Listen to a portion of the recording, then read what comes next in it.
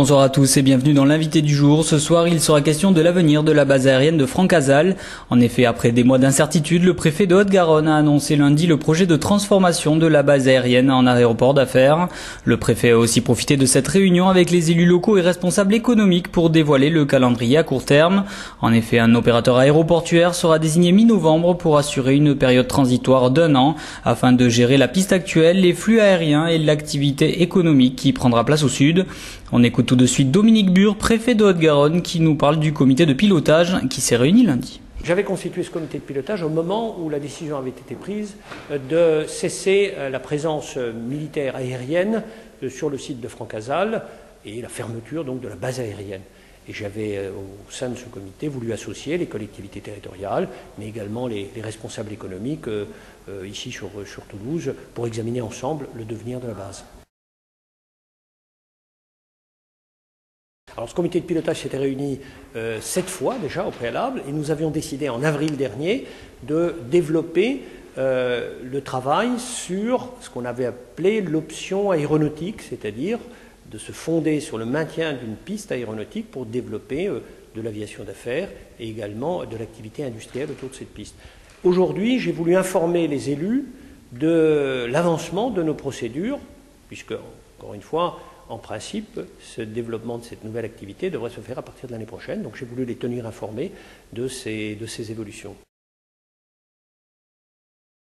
Cette base fait un peu plus de 300 hectares et sur ces 300 hectares, il y aura, ce qui est déjà actuellement le cas, une partie nord qui restera une zone strictement militaire puisqu'est déjà implanté un régiment, le premier régiment de trains parachutistes, et que d'autres implantations militaires vont avoir lieu sur cette partie-là.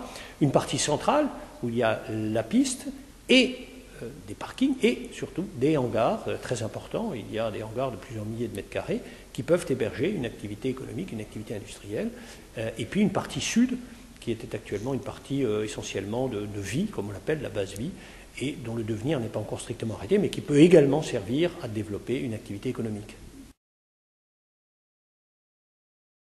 Ces deux aéroports ne sont pas en concurrence, comme peut-être certains ont peut-être pu l'évoquer. Ce ne sont pas les mêmes types d'activités, les pistes n'ont pas du tout la même taille, ce ne sont pas les mêmes avions qui peuvent venir.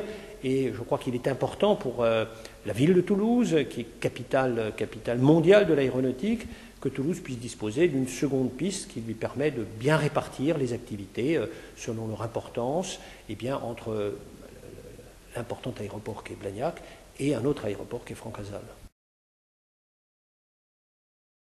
Cet exploitant devra être trouvé donc pour l'année prochaine. Il va lui être confié l'exploitation de cet aéroport d'affaires, qui comportera également des vols militaires.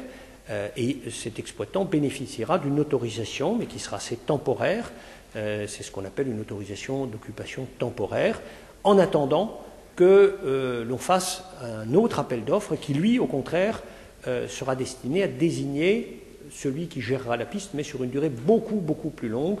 Ce sont des durées de plusieurs dizaines d'années.